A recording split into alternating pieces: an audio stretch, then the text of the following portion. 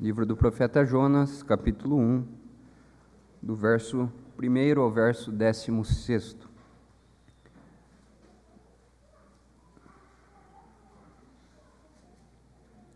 Diz assim a palavra do Senhor. Veio a palavra do Senhor a Jonas, filho de Amitai, dizendo: Dispõe-te, vai à grande cidade de Nínive e clama contra ela, porque a sua malícia subiu até mim. Jonas se dispôs, mas para fugir da presença do Senhor, para Tarsis, e tendo descido a Jope, achou um navio que ia para Tarsis.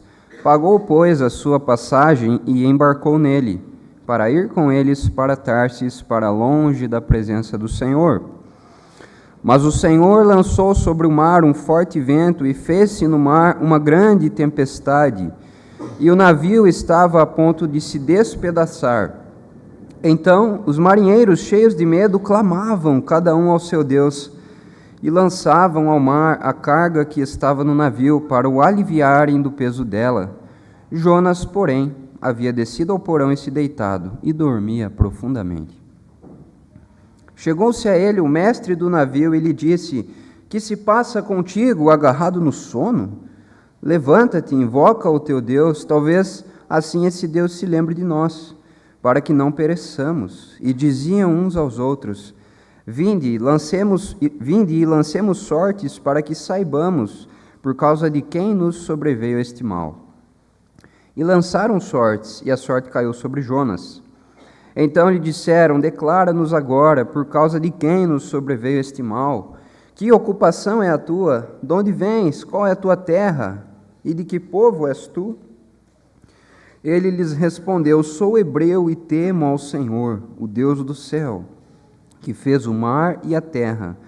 Então os homens ficaram possuídos de grande temor e lhe disseram: Que é isto que fizeste? Pois sabiam os homens que ele fugia da presença do Senhor, porque lhe o havia declarado. Disseram-lhe: Que te faremos para que o mar se nos acalme? Porque o mar se ia tornando cada vez mais tempestuoso. Respondeu-lhes: Tomai-me e lançai-me ao mar, e o mar se aquietará. Porque eu sei que por minha causa vos sobreveio esta grande tempestade. Então os homens remavam, esforçando-se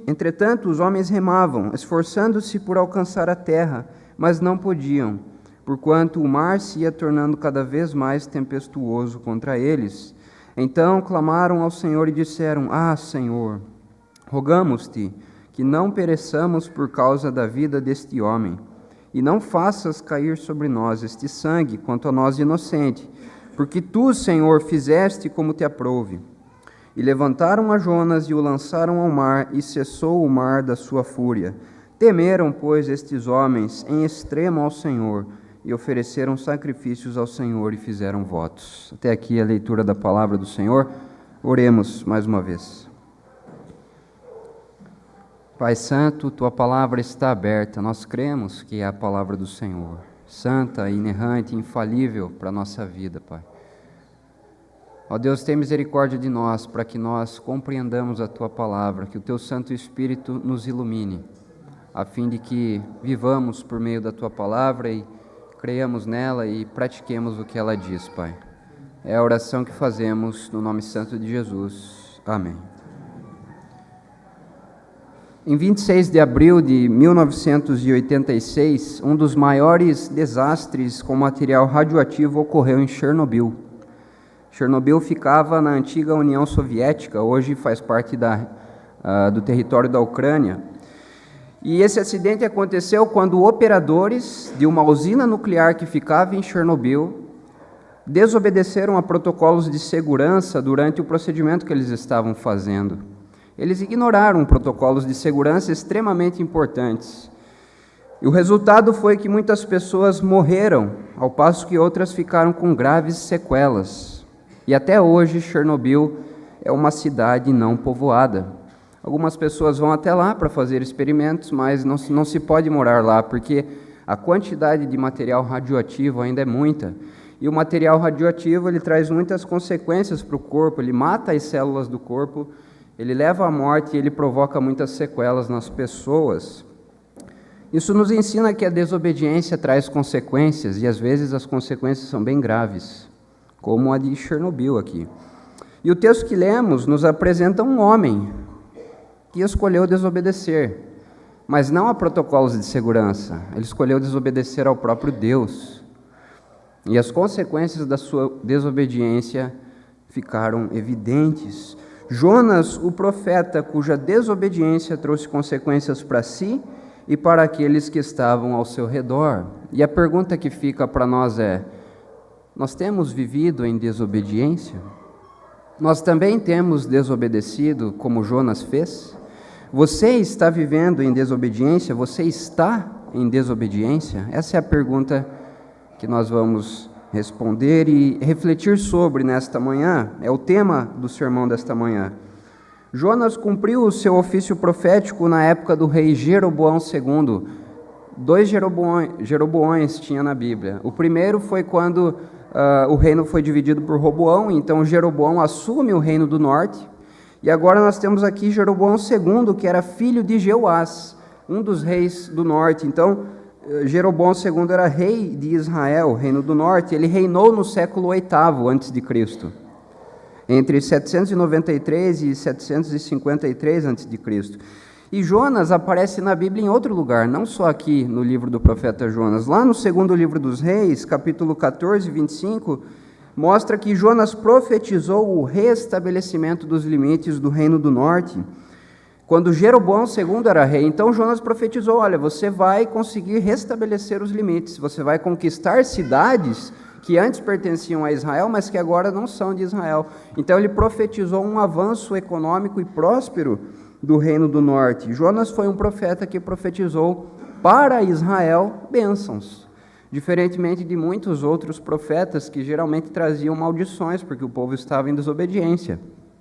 Então Jonas disse que o reino ia avançar e que os limites seriam restabelecidos. E na época de Jonas, o povo estava corrompido. Havia muitos sacrifícios a falsos deuses, havia muita idolatria, muita imoralidade, havia um sincretismo religioso. As pessoas achavam que podiam cultuar o Senhor junto com outros deuses, então estava uma bagunça. E diferentemente da maioria dos profetas, Jonas é escolhido por Deus para cumprir a maior parte do seu ministério profético em uma terra estrangeira, no território assírio, em Nínive. Ele aparece muito pouco em Israel, a maior parte do seu ministério se dá em Nínive. É o livro que nós vamos ver aqui. Jonas é chamado para ir para um território estrangeiro, e talvez esse seja um dos motivos principais pelos quais ele começou desobedecendo a Deus. Porque a Assíria e Israel eram inimigos declarados. Os israelitas odiavam a Assíria. A Síria também odiava os israelitas, e a Síria já estava pressionando os israelitas, já tinha começado uma ameaça à Síria contra os israelitas. A Síria ainda não era a potência da época, não era o império que dominava, mas ela estava em ascensão, e Israel já estava sofrendo as suas ameaças. Então, por isso que Jonas já começa desobedecendo a Deus. Jonas não gosta dos ninivitas. Mas a pergunta que fica é: mas Deus não mandou ele ir lá para que a cidade fosse destruída? Isso não seria bom para Jonas? O fato é que lá no final do livro de Jonas, Jonas diz assim: eu sabia, Senhor, que o Senhor é misericordioso, e que o Senhor é longânimo e é compassivo. Eu sabia, por isso que eu não queria ir. Porque se fosse só para destruir, eu queria ir. Mas eu sabia que essa não era a intenção do Senhor.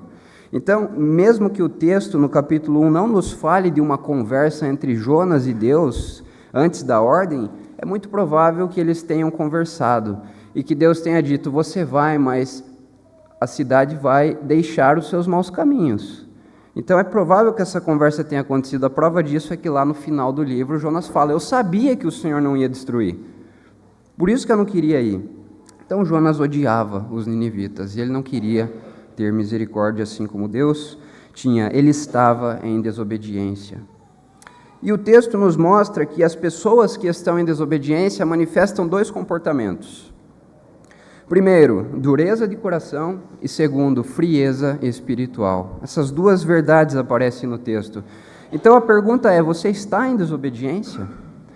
E as pessoas que estão em desobediência manifestam dois comportamentos. Em primeiro lugar, dureza de coração. Vemos isso do versículo 1 ao versículo 3.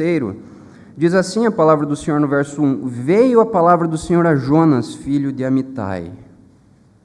Deus falou para Jonas, Deus ordenou a Jonas. A ordem é clara, o texto é claro.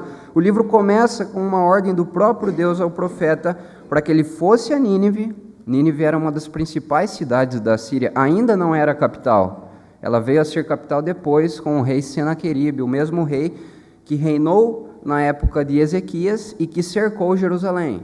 Então, Nínive ainda não era capital, mas já era uma cidade de importância e influência econômica na Assíria. E a palavra do Senhor diz, então, que Jonas tinha que ir para Nínive e clamar contra ela. Vejam, Jonas não foi evangelizar Nínive. Não é isso que está acontecendo aqui. Jonas não foi pregar o evangelho em Nínive, ou o evangelho antes de Cristo, porque os profetas anunciaram o Messias que viria. Jonas foi dizer que a cidade estava em desobediência e ia ser destruída. Foi isso que Jonas foi fazer. Ele não foi evangelizar Nínive. A ordem do Senhor foi para que ele fosse e clamasse contra ela. Contra ela. Jonas tinha que falar contra a cidade, porque a malícia da cidade subiu até Deus. E malícia aqui é literalmente maldade, impiedade, é um mal.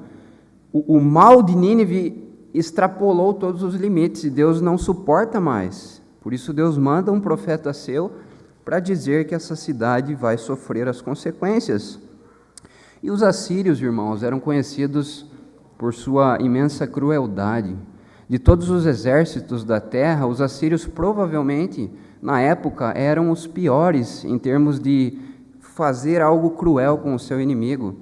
Era comum que os assírios esquartejassem o seu inimigo por completo. Eles faziam torturas cruéis, terríveis. Então, cair nas mãos dos assírios não seria nada bom. Além das suas práticas idólatras, imorais, sua iniquidade que havia subido até Deus, Deus não suportava mais. Mas Jonas faz exatamente o oposto. Você já pensou Deus dar uma ordem clara, direta para você, e você dizer assim, não vou, tudo bem, não vou, não quero. Foi isso que Jonas fez. Não estou a fim de ir, não quero ir. Foi isso que ele fez. E é interessante, irmãos, que o texto repete 3 vezes a palavra Tarsis, que foi para onde Jonas queria fugir. E não é à toa, porque Tarsis era uma cidade que ficava no extremo oposto de Nínive. Na verdade, na época, era o ponto mais remoto geograficamente conhecido. Lembre-se que na época de Jonas, a Europa, grande parte da Europa não era conhecida ainda. Então, quando o texto fala Tarsis, é para enfatizar a extrema desobediência de Jonas. Ele quis fugir para um ponto que ninguém conhecia, o extremo do mapa. Tarsis ficava onde hoje é o sul da Espanha, a cidade de Cádiz, na Espanha. E Nínive ficava onde hoje é a cidade de Mossul, no Iraque. Então, entre Nínive e Tarsis, entre Mossul e Cádiz, dá mais ou menos de 4 a 5 mil quilômetros. Isso de navio levaria mais de 2 meses para ser percorrido. Então, Jonas não estava de brincadeira, Jonas queria fugir mesmo, queria ir para longe. E o texto diz que ele desceu a Jope, e Jope era a cidade onde hoje é Tel Aviv, em Israel. Então, e Tel Aviv hoje em Israel, é discutido se é uma capital de Israel ou não, porque muitos não reconhecem mais Jerusalém como capital, afinal, os conflitos entre Israel e a Palestina colocam isso em xeque, então muitos atribuem Tel Aviv como a capital, porque lá são feitos diplomas, acordos diplomáticos, lá é discutido a questão econômica. O fato é que Jonas desce para Jope para fugir da presença do Senhor. Irmãos, é fato que a missão de Jonas era bem desagradável. Primeiro porque ele tinha que pregar destruição em um território inimigo. Imagina só o que os ninivitas fariam com Jonas. Se o seu inimigo está no seu território dizendo, vocês vão ser destruídos. Jonas poderia sofrer alguma das consequências graves ali por falar isso. Mas a missão de Jonas não era fácil, era desagradável. E o principal ponto pelo qual a missão era desagradável é porque Jonas sabia que Deus é misericordioso. E Jonas não queria ver o bem dos ninivitas.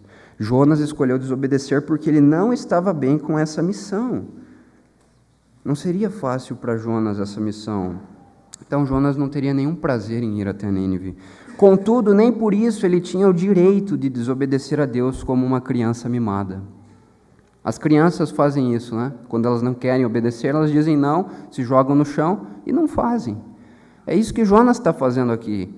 Deus, o soberano, deu uma ordem para ele e ele escolheu não fazer. Ele escolheu fugir, descaradamente, sabendo que o que ele fazia era errado. E da mesma forma que Jonas, muitas vezes nós agimos assim. A ordem do Senhor é clara para nós. Deus está dizendo claramente o que Ele quer de nós na sua palavra. E nós, mesmo sabendo que é errado, nós queremos seguir o nosso próprio coração. Nós queremos seguir a nossa própria vontade. Nós queremos trilhar um caminho pecaminoso e detestável diante de Deus. A missão que Deus deu para você é desconfortável? É desagradável? Não importa, você tem que obedecer. A palavra de Deus não diz para nós que se algo que Ele pede de nós é difícil, então nós estamos livres de obedecer. Nunca é assim. Mas apesar da dificuldade, a palavra de Deus nos diz para obedecer. Nós fomos chamados a obedecer, não importa a aflição que isso nos cause. Não importa o quão difícil seja, não siga seu coração pecaminoso. Confie no Senhor, clame a Ele por força para cumprir a sua missão. Talvez a sua missão seja permanecer a vida toda ao lado de um marido incrédulo. Isso não é fácil, mas você foi chamado a obedecer. Talvez a sua missão seja permanecer a vida toda ao lado de uma esposa insubmissa e incrédula. Não vai ser fácil, mas você foi chamado a obedecer. Talvez sua missão seja se submeter a um chefe desprezível no trabalho. Isso não é fácil, mas você foi chamado a obedecer. Ou talvez seja lidar com filhos rebeldes e insubmissos. Às vezes acontece isso, né? Os pais dão tudo pelos filhos, fazem tudo pelos filhos e os filhos se voltam contra os pais. E causam desgosto aos pais, e causam aflição aos pais. Mas ainda é a sua missão lidar com esses filhos. Não vai ser fácil, mas Deus chama você a fazer isso. Talvez sua missão seja suportar zombarias ou passar a vida toda lutando com um diagnóstico médico. Isso não é fácil, irmãos. Mas Deus tem uma missão para cada um de nós. Para Jonas era ir para Nínive. Isso não foi nada agradável para Jonas ouvir. Mas ele tinha que obedecer. Para nós, Deus chama cada um de nós a uma missão. E em todas as missões que Deus nos dá, nós somos chamados a confiar e obedecer. Obedeça a Deus. Porque se você não obedecer, a consequência disso é que o seu coração vai ficar duro. Na verdade, a consequência da desobediência é a dureza de coração, e a dureza de coração também leva à desobediência. É algo que cada um gera o outro. A principal característica de pessoas que estão em desobediência é que elas permanecem com o seu coração duro diante do Senhor, como Jonas estava. Um coração duro diante do Senhor, um coração empedrecido, um coração que não se importa mais com a vontade de Deus. E Cristo Jesus recebeu a missão mais difícil da parte do seu Pai. Se há alguém que poderia dizer que a missão não era fácil, era Cristo. Cristo sim recebeu uma missão difícil, mas em todas as coisas ele obedeceu. Ele não voltou atrás, ele não retrocedeu, ele permaneceu fiel ao chamado de seu Pai. E no momento de intensa angústia e aflição, ele clama a Deus: se possível, Senhor, Pai, afasta de mim este cálice, mas não seja como eu quero, e sim como tu queres. Cristo é o exemplo perfeito. Se Jonas é um profeta desobediente, Cristo é um profeta que obedece. Cristo cumpre toda a lei. Cristo não questiona o seu Deus. Cristo não age como uma criança mimada e escolhe o seu caminho. Ele obedece o seu Pai. Ele obedece. Portanto, irmãos, a pergunta que fica é: nós estamos em desobediência? Sonde o seu coração. Você está em desobediência? Porque se você está com dureza de coração, se você permanece resistente a fazer aquilo que o Senhor te chama a fazer, esse é um sinal de que você está em desobediência. Cuidado, sonde o seu coração, veja se ele não está duro diante do Senhor. Pessoas em desobediência têm o seu coração duro diante do Senhor. Então, Essa é a primeira lição que o texto nos ensina. Pessoas em desobediência vivem em dureza de coração. Sonde o seu coração. E, em segundo lugar, pessoas que vivem em desobediência apresentam frieza espiritual. Vamos ver isso do versículo 4 até o final do texto, verso 16. A consequência da desobediência descarada de Jonas foi que Deus trouxe uma grande tempestade ao mar.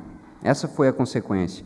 E aqueles marinheiros experientes já no mar estranharam essa situação, porque com certeza eles haviam passado por tempestades já no mar. Era comum, só que não uma daquela. Quando eles viram aquela tempestade que sobreveio ao mar, logo eles já identificaram: opa, isso aqui não é normal. Nós não estamos lidando com algo normal.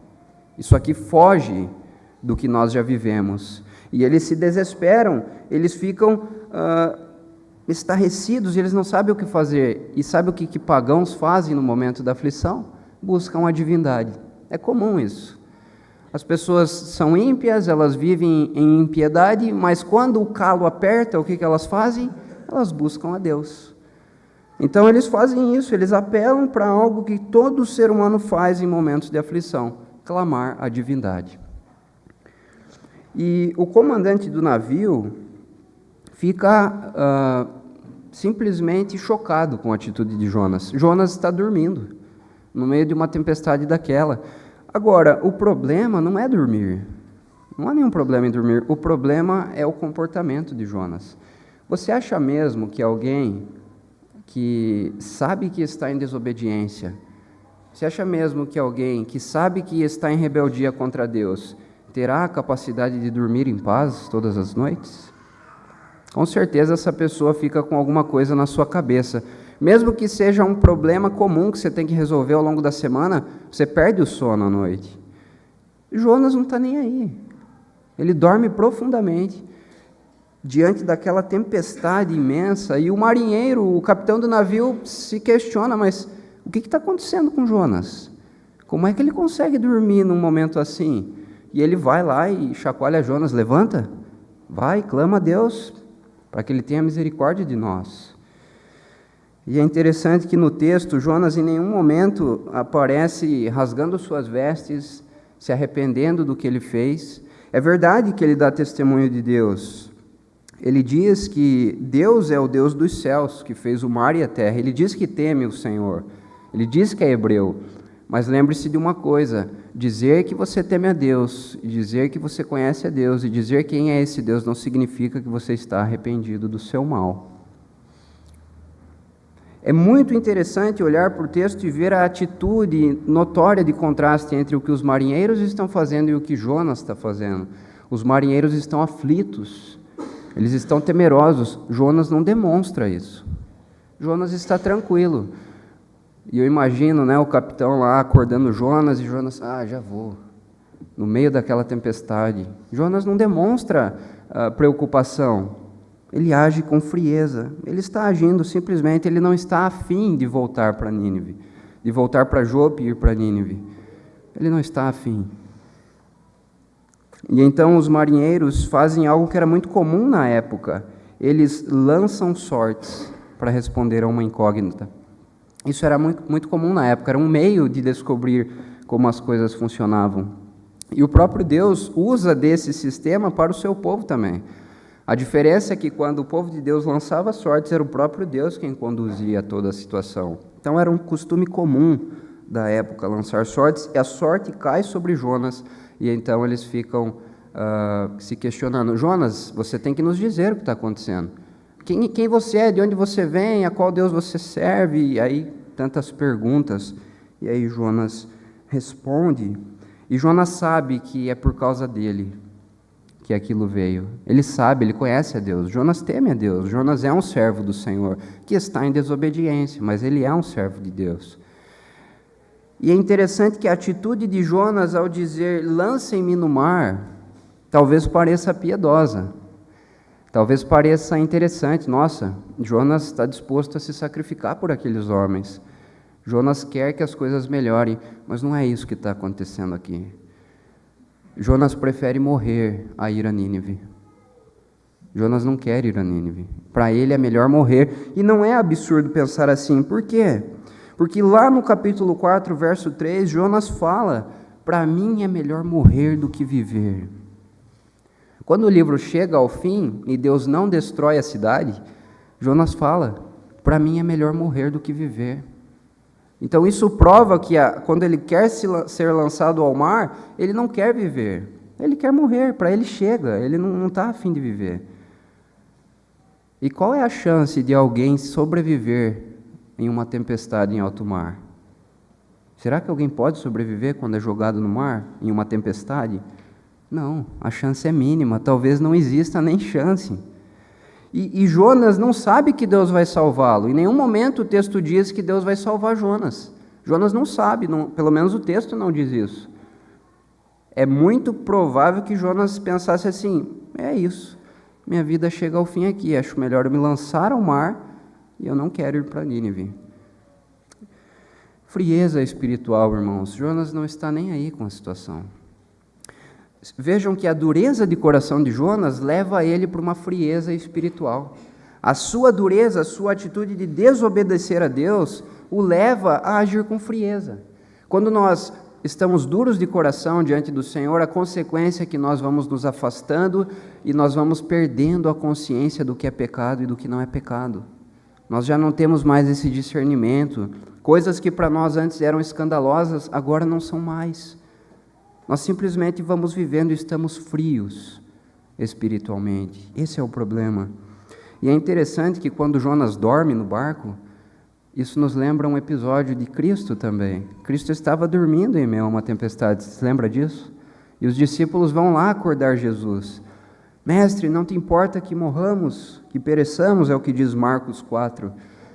E é interessante o contraste. A tempestade aqui veio por causa de Jonas. Ele é o problema, ele é o pecador da história. Mas naquela tempestade onde Cristo está, ele é a solução para a tempestade. Ele é aquele que acalma a tempestade.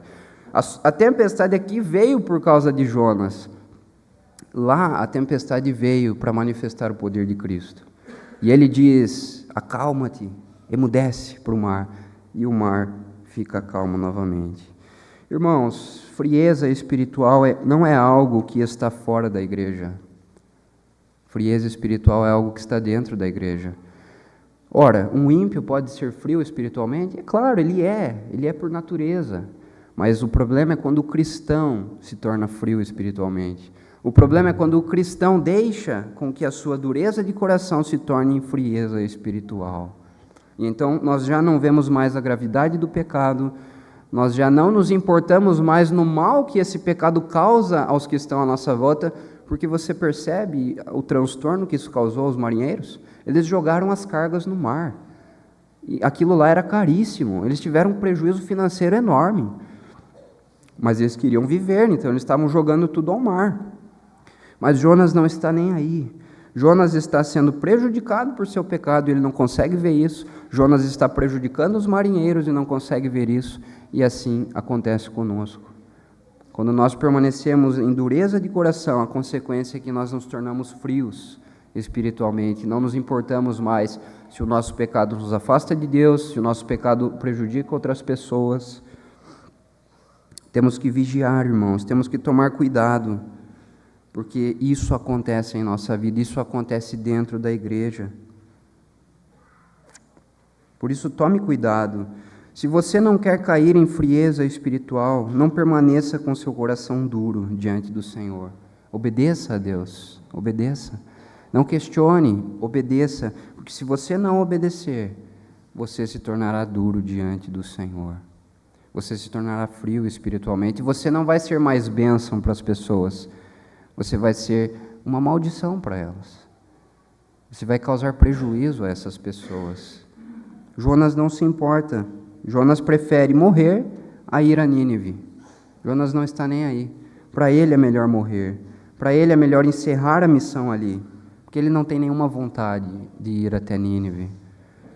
Então, pode parecer para nós, em um primeiro momento, que Jonas está agindo com piedade, que Jonas de fato reconhece a Deus. Mas quando a gente vê o final do livro, Quando nós observamos que no final do livro de Jonas ele não demonstra nenhum arrependimento, nenhuma alegria porque Nínive não foi destruída, nós percebemos que aqui no capítulo 1 ele já está agindo assim.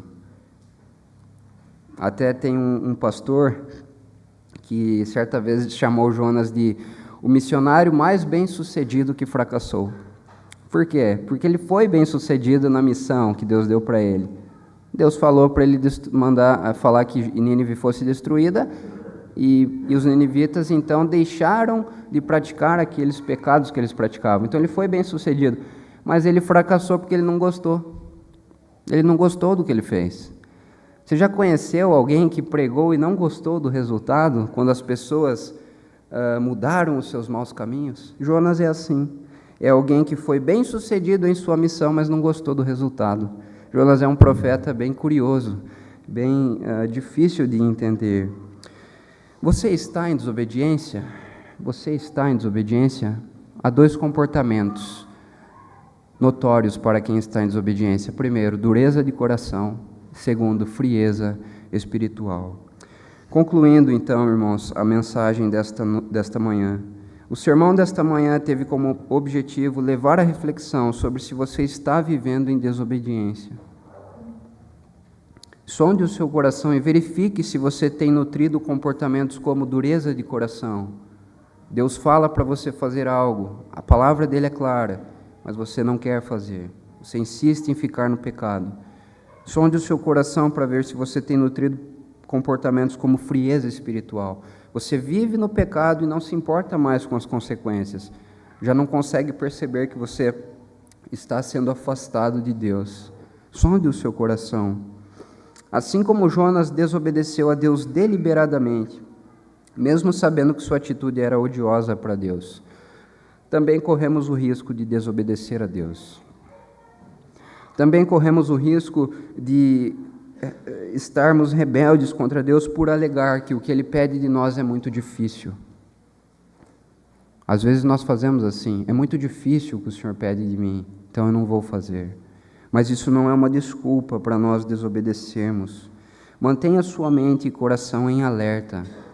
Mantenha sua mente e coração em alerta, para que você não haja como Jonas, para que você não caia em desobediência, para que você não tenha o seu coração duro e para que você não fique frio espiritualmente. Pelo contrário, lute para obedecer a Deus. Busque obedecer, não rejeite o chamado dele.